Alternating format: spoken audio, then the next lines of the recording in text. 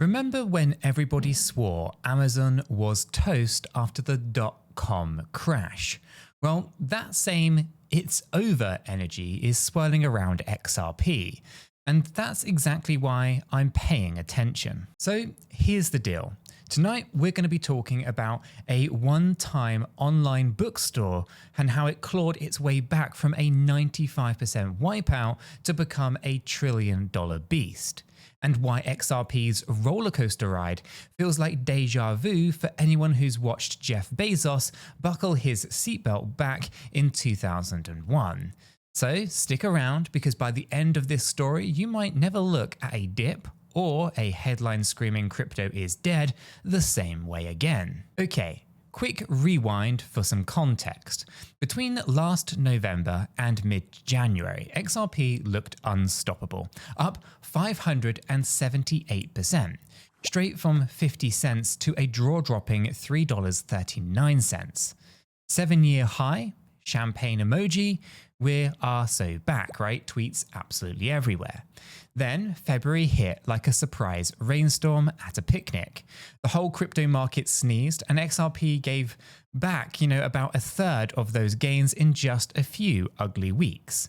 By March, it was hovering around $2 once again, kind of wobbly, but refusing to kind of crash through the floor. Meanwhile, half of crypto Twitter jumped ship faster than passengers on a discount airline that's just lost an engine. Classic. Now, it reminded me painfully of Amazon's faceplant 24 years ago. Picture 1999, right? The Y2K bug was supposed was the end of civilization, right? Everyone's internet stocks were mooning and Amazon printed a high of $106.69. 2 short years later, the share price was chilling at $5.97. That's a 95% haircut, like kind of paying for a Lamborghini and driving home in a lawnmower. Now, analysts kind of wrote eulogies, right? Yet, instead of slashing and burning, Bezos doubled down.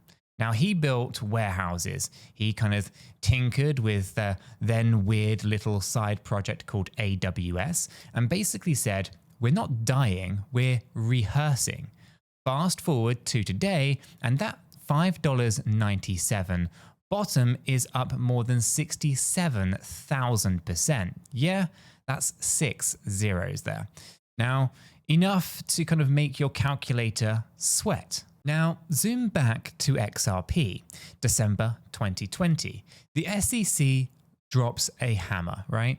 Now, price nosedives from 70 cents to 20 cents. Headlines scream exchanges delist, and most casual investors call it game over. But Ripple, like Amazon in its darkest hour, decides to sprint instead of crawl. They kind of court banks, they refine on-demand liquidity, and keep cutting those cross-border transaction times down to espresso speed. 3 years and a courtroom saga later, both sides have basically waved the white flag on appeals, and XRP is up 945% from that post-lawsuit low, even after the recent sell-off tantrum. Now, here is where it gets juicy. Amazon's recovery wasn't an overnight montage set to an upbeat music, right? It was a long, messy grind full of skeptics, right? The company shift from books online to everything online, right? Built the plumbing for e-commerce, then secretly stacked servers so the rest of the world would rent cloud space. Now, people focused on quarterly losses, ignoring the empire building happening backstage. Does it sound familiar?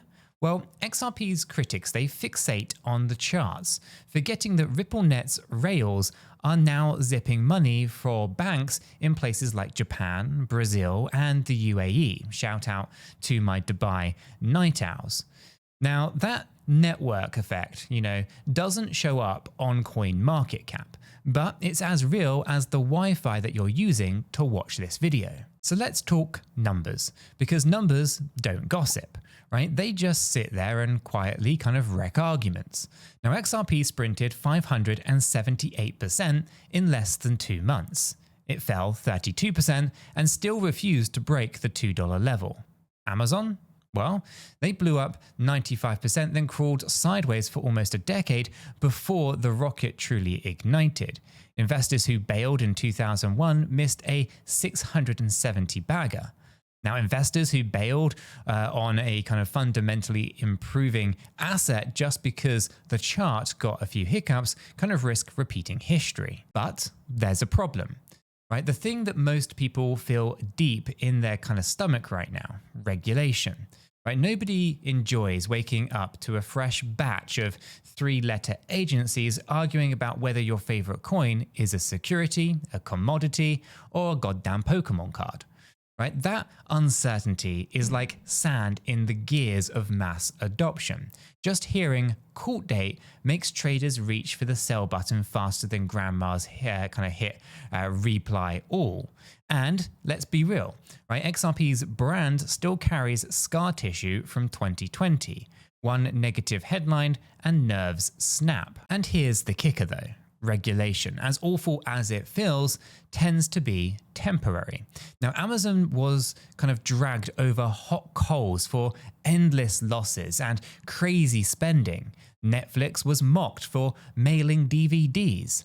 Tesla was ridiculed for, well, everything.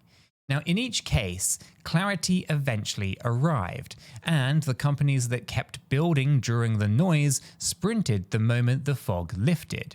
Now, XRP's lawsuit chapter is almost closed, and the compliance groundwork that Ripple has laid from Singapore to Dubai could morph into a moat once old guard banks finally flip the crypto switch. Now, let me share a quick personal anecdote, right? Back in college, I bought exactly 2 shares of Amazon at $12 each, $12, right? And sold them for 20 because I thought doubling my money made me kind of like a genius, right? Now, if I had tucked those shares away and forgotten the password, well, they'd be worth, enough today to pay cash for a downtown apartment, right? Lessons kind of burned into my brain here. Sometimes the difference between lucky and legendary is nothing more than patience with a solid thesis. And XRP's thesis is powerful. Move money anywhere in seconds for fractions of a cent, without the Swift bureaucracy. Sounds boring until you realize that Swift moves roughly $5 trillion a day at the speed of a fax machine, right? Trim 1% of that flow onto faster rails, and you're looking at ocean-sized liquidity demands. Now, that's the Amazon-style addressable market moment.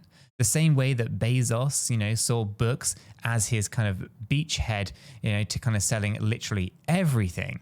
And yes, you can kind of bet traditional finance will fight like cats in a bathtub to keep their fat fees, right? But you can also bet most banks prefer cheaper, faster routes once the legal paths is kind of paved. And here's another stat to chew on, right? Every time the XRP kind of slipped below long-term support since 2017, it rebounded an average of 420% within the next 18 months.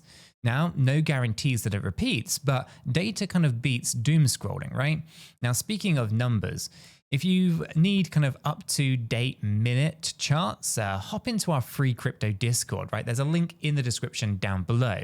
It's kind of where we share live price heat maps, trade ideas, and the occasional meme featuring a dancing Ripple logo, right? The door's open, bring your questions and your best GIF games or GIF games, depending on where you're from. Like I said, the link is in the description below. Okay then, let's build some tension. Imagine 3 chess clocks, right? Ticking all at once. Right? Clock 1, macro crypto sentiment, Bitcoin halvings, ETF approvals, interest rates. Clock 2, Ripple's enterprise partnerships. Each new corridor is another pawn marching. Right? Clock 3, regulatory verdicts from the US, Europe, and Asia. The climax comes when 2 or more clocks hit zero together.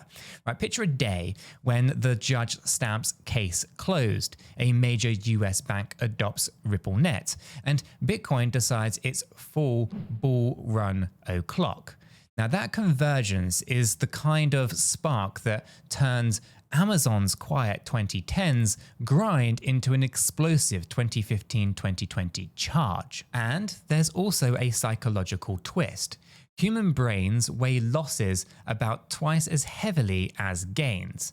Now that's called loss aversion, and it's why a 30% dip feels like doom even if you're still up 500% from 18 months ago. Now Amazon longs in 2001 felt like the world had ended, right? Turns out that it was a tutorial level, right? XRP holders today might be in the same, emotional trench, but history kind of whispers that trenches sometimes lead to treasure maps. Okay. So let's zoom out one last time. In 2001, ordering a toaster online was considered edgy. Now, your fridge can reorder milk for you, right? Likewise, right now, sending $500 abroad involves fees that look like parking tickets. Fast forward a decade, maybe Alexa, running on AWS, by the way, just shoots your cousin in another kind of country the funds within seconds. And the rails under that friendly voice could very well be Ripple's. Now, at this point, right, will people care that XRP once bounced between $2 and $3 the way that a toddler bounces on a trampoline? Highly doubtful. And so, what do we take away? Well, first, there's the short-term crashes, and they don't erase long-term fundamentals. Second, innovation often hides in plain sight while the crowd kind of gawks at price candles. Third, patience plus a solid use case has the habit of turning cynics into footnotes. And finally, right, remember that markets run on cycles, not straight lines. Right? A dip is only permanent if the underlying project stops shipping, which Ripple clearly hasn't. And if you're skeptical, that's healthy. In fact, I'd argue the best investments start under a cloud of skepticism thick enough to kind of block Wi-Fi. But maybe, just maybe, history is about to rhyme once again, and XRP could be scribbling the next $1 trillion comeback story in real time.